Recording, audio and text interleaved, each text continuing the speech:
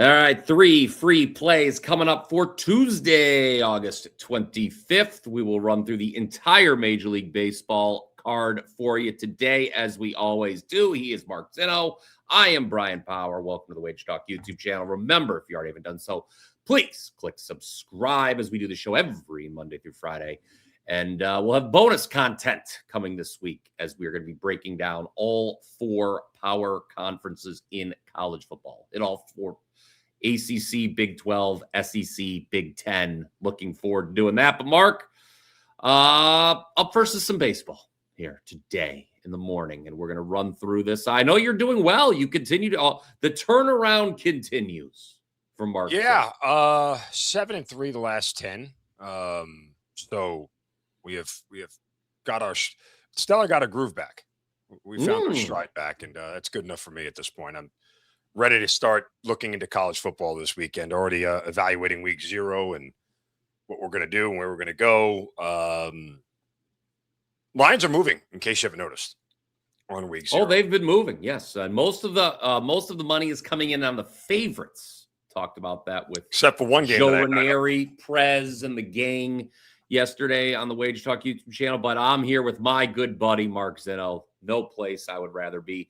We went 2-1 with the free plays on the show yesterday. We each won our individual leg. We lost with the show best bet. Yeah, we won because the Reds suck. Yeah, that was a piss poor performance. I passed. I hope Jace Burns gets burned again. Okay, we don't need to get stinks. Nasty. We don't need to get nasty about it. Oh. The guy lost. He pitched poorly. Yeah, he did. We'll take. It's one of the worst offenses in all of baseball. I was a little shocked. Carson Whisenhunt looked like Ken Whisenhunt. Okay, well, you stop with the Ken Whisenhunt. I passed on the premium side yesterday after a wretched Sunday for yours truly. Did not like that, but I will remind you all of a few things before we get going today.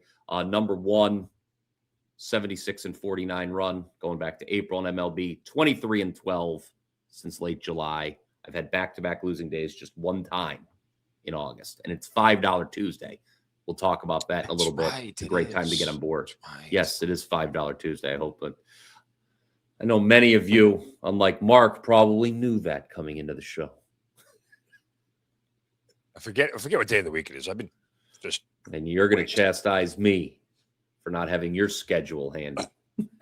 Oh, I'm sorry. $5 Tuesday wasn't at the very top of my list. I guess it should be, but... All right. We need a wake-up call, and in 40 seconds, guys, we're going to be running through the entire Major League Baseball board with 3 free plays. Talk to you in a minute. Talk to you in 40 seconds. Wake up, Mr. Sleepyhead. You are late. It's the Morning Wager. I've got a hangover. Who knows what that means? We're going to do this again. Garçon, coffee. So I have a story to tell. May I tell a story? Oh, so what are you going to tell us, tough guy? You really set me off, okay? Take caution in your tone, Commander. I went 4-1 today. Zinno, I went 4-1. Bonnie, anything to add? No. The Morning Wager starts now.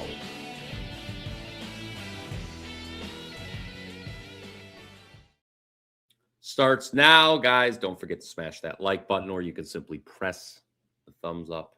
No matter how you do it, we appreciate the support. And while we're breaking these games down Tuesday, feel free to comment with your favorite bet for today in Major League Baseball. Anything else you'd like to share with us? Do that too. Be my guest. It's free country. I would say 1-0-1 push with the Red Sox first 5. That Nats -1.5 with the home team, Bryan Power. No sweat winner. I did. Well, they were down 2-0 early, but they didn't. Cade Cavalli gave up 2 solo shots. That was it. Can I tell you something? Yeah. I actually wished when I was watching that game unfold last night, that winner for you on the premium side you had with the Nationals. I wished you had the first 5 because it would. Well, it would be one of the rare times because you've had this poor first 5 luck at times this year, and they exploded in the bottom of the 5th, the Nationals. So I was like, oh, did he have the first 5? That wouldn't that be? Oh, sorry, excuse me.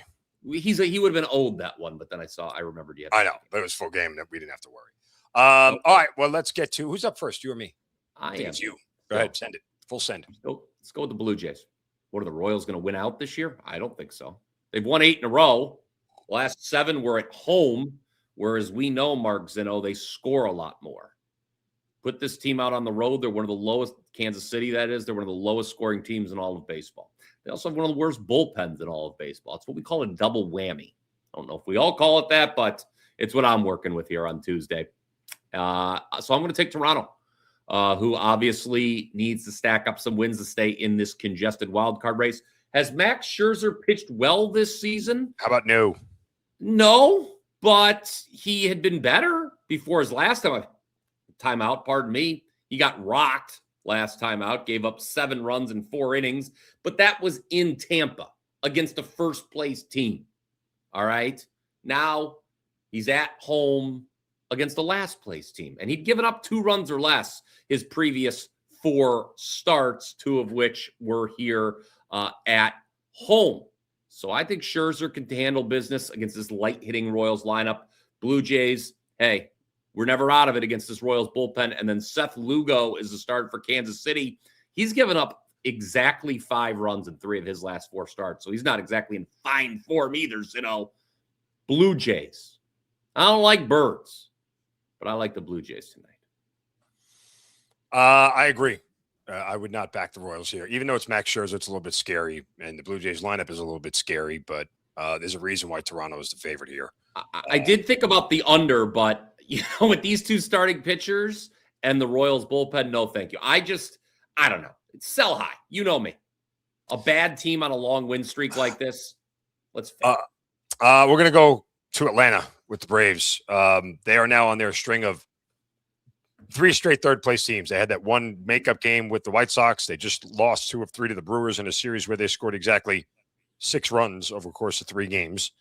And 2 of those runs came in the 9th inning of the final game. So they had scored 4 runs over the first 26 innings. And now they get the Dodgers coming into Truist Park here. I'm going to take the Braves plus 1.5 in this spot. It's minus 136. I feel comfortable with the number. Tyler Glass now looks great since he's come back.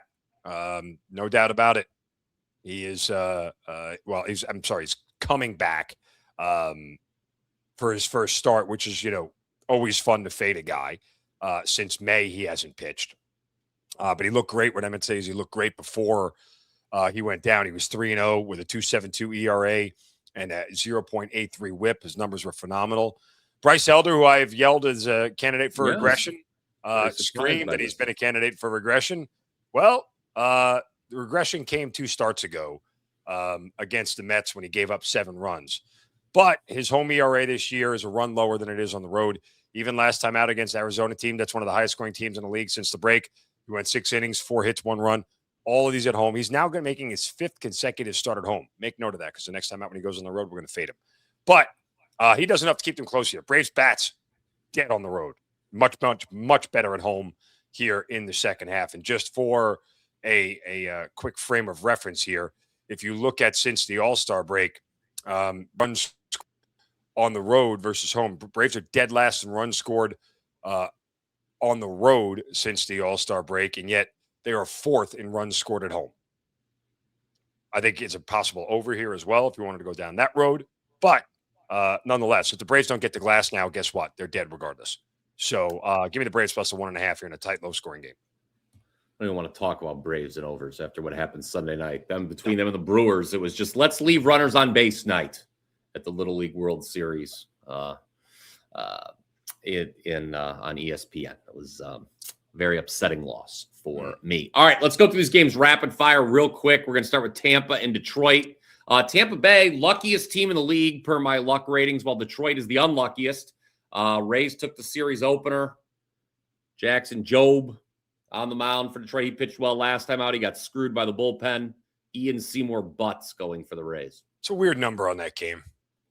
Not really sure why it's 7.5. I know Jobe has been okay, but number looks weird to me across the board, to be honest with you.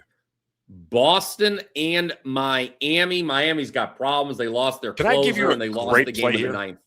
Sure. Can I give you a great play here? Go ahead. I absolutely what the point of the show is. Absolutely love the Marlins plus a half run in the first 5. Leaves their bullpen out of it. Fairbanks got hurt yesterday. That cost him the game. Tyler Phillips has an ERA that's over 3.5 runs lower at home. And the Red Sox didn't exactly score in bunches last night either, early in this game. You have to worry about Peyton Tolley on the hill for the Sox. Well, he's been that's why I'll take the half run, because this could be 0-0 or 1-1 after 5 innings. Okay. I think it's a great spot for the half run. Don't think it'll be 0-0 or 1-1 after 5 innings in our nation's capital tonight. The Nationals facing the Rockies. You had the nice win with the Nats last night. Andrew Alvarez on the mound. Colorado, we've got a big league debut for them with Adams make his start in the show, if you will. I think this is going to be a good series for the Nationals. The Rockies are dead. Yeah. I mean, dead in the water.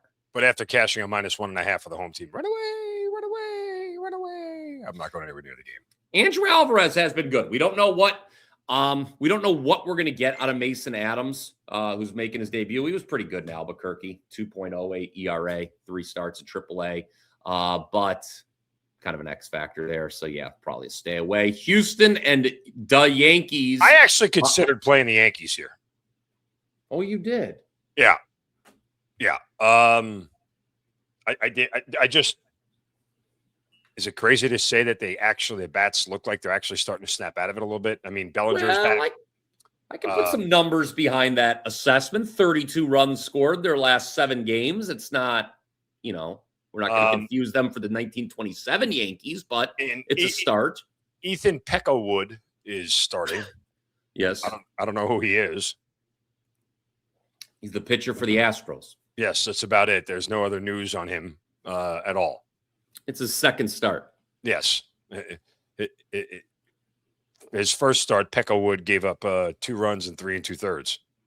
You did. The Astros did get the win, but that was against the Angels. Even though it's funny that you mentioned the Yankees offense has picked up a little bit in recent days. I don't disagree with you. I mentioned 32 runs in the last 7 games. They're still only hitting 228 with a 707 OPS, though. That's not like doesn't. Oh, they have the lowest batting average of any team in the second half of Major League Baseball. I believe they're lowest on base percentage as well. By a wide margin.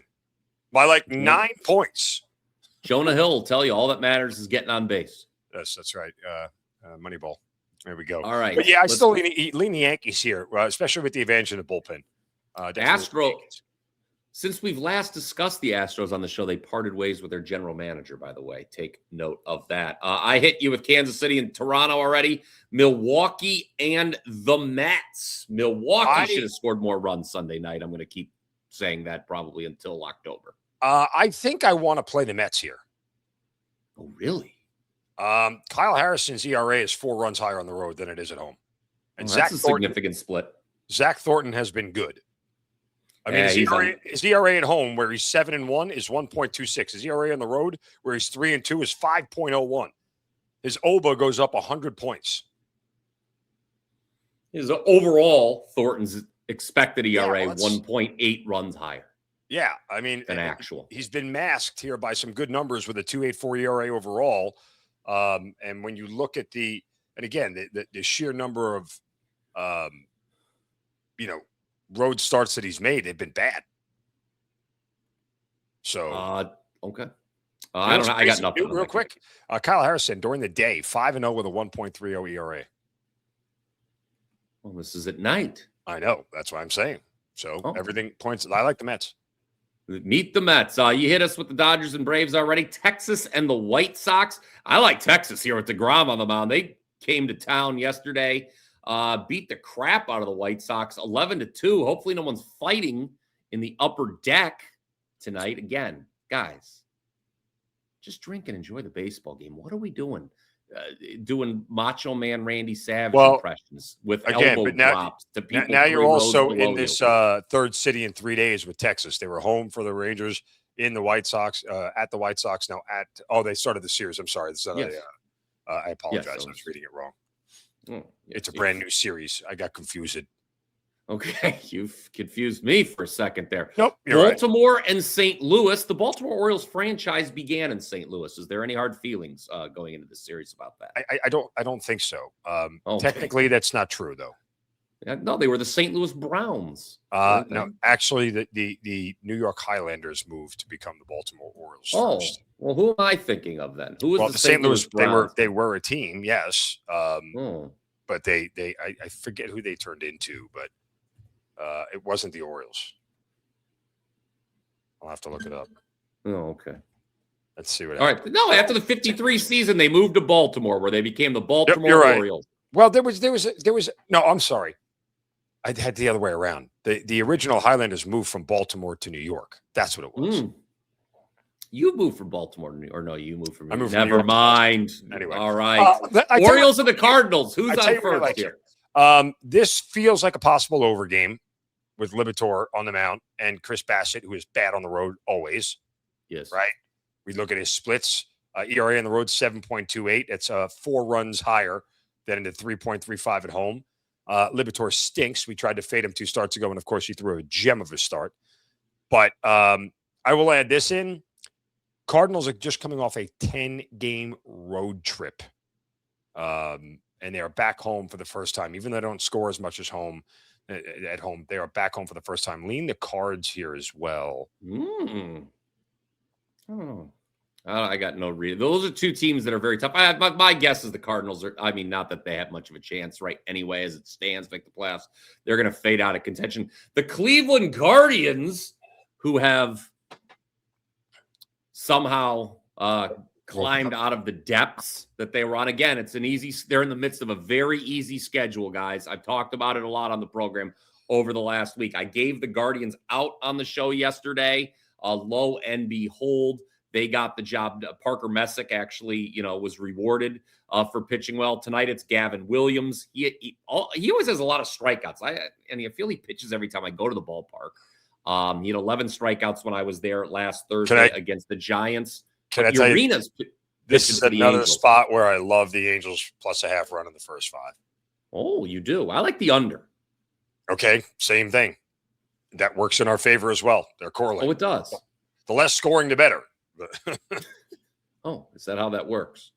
Usually, when you're taking points, low scoring helps you. Oh, I see. There's less variance in low scoring. So, yeah. I mean, the Guardians, despite their recent uptick in form, still have a pretty moribund lineup. The Lauder was scratched before yesterday's game, and the Angels are dead last. I mentioned this. It was a big part of the handicap yesterday, why I like the Guards. The Angels are dead last in Major League Baseball and home scoring. If you are not juice averse, I'd lay it with the Twins tonight against the A's. The A's are a corpse. If you are not, I don't know. I don't know if there's a situation where I'll back the A's the rest of the year. I don't think there is. Thoughts? But if you can handle the minus 155 price, just lay it all with the Twins. What about another over? We were right about the over yesterday. We were. Maybe a money line parlay with it. If I find a friend, I would take Minnesota. Philadelphia and Seattle. You said the line stunk on the show yesterday. It stunk. Seattle won 9-2. Phillies were a short road favorite in that one. Now they've got Aaron Nola pitching. Nola has been better of late. He's been a lot better as of late. As a matter of fact, how about a 2.51 ERA his last 5 starts? He was a disaster for a while. Seattle going with George Kirby. He gave up 6 runs his last time. Last time out, he's given up 11 runs in his last 2 starts. But he is slightly better at home than he is on the road. Those 2 starts were on the road. So I don't know. We'll see. Philadelphia long win streak snapped yesterday. As a matter of fact, it was 9. It was a season high 9 in a row. They were big favorites in most of those games. I don't know. Kind of like Seattle, actually, Mark. I'm not going to lie to you. Can't say I disagree with you. Oh, you do. Oh, you do. How about Pittsburgh and San Diego? Pirates got a little lucky yesterday, winning in extras. Paul Skeens on the mound. He's around even money today. The Pirates are 4-13 in Skeens' last 17 starts. We got a little lucky. He was a best bet his last time out. The Pirates had a bunch of home runs in the last couple innings to sneak by the Tigers. That was Jackson Job's last start. I don't know. I feel like this is a great price on Skeens, but I don't trust him, Zinno. I don't trust him. I kind of actually like the Pirates in this spot. He's not going to continue to be as bad as everybody wants him to be. I just don't see it. Oh, people want him to be bad now. People are rooting against. I don't root against people. I root for people. For the record. Okay. Is there anything I'm keeping you from? Cincinnati, San Francisco. I got to go. My idiot sons are about to miss the bus. So, no. Yeah. Let's just get the show best bet. I got to get out of here. Cincinnati and San Francisco, you ripped the Reds earlier in the show. I don't know what to say.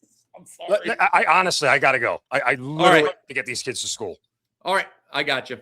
All right. Let's do it. Showed best bet is the D-backs. First 5 against the Cubs. Yeah. We are looking here at Brandon Pfaadt, who has been excellent. Been very good at home. Yeah. With the 2 starts ago. Was it 1 start ago or 2 starts ago? It was last start ago. Anyway, yes, he's coming off a bad start against Boston, 100%. Prior to that, the previous 4 starts hadn't allowed an earned run. He gets back on here. Cubs are probably a little bit overpriced here. Arizona gets shut out yesterday.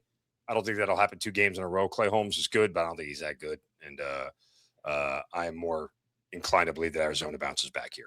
Arizona needs this one badly, guys, and Mark Zinno needs to get out of here, so we're going to do it. D-backs. Don't forget, it's $5 Tuesday. WagerTalk and picks and parlays. You can get Mark and I's top play for just $5. I'm with it. I might have 2 today. I'm feeling frisky. Okay. All right. He's feeling frisky. He's got to get out of here.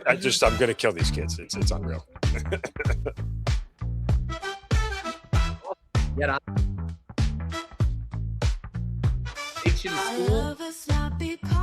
It works like that, ladies and gentlemen. $5 Tuesday. Maybe I'll just put the graphic up. That's how I'll close the show. There you go. $5 Tuesday, everybody. Grab your best bets. Until next time, let's cash some tickets. Always got my back.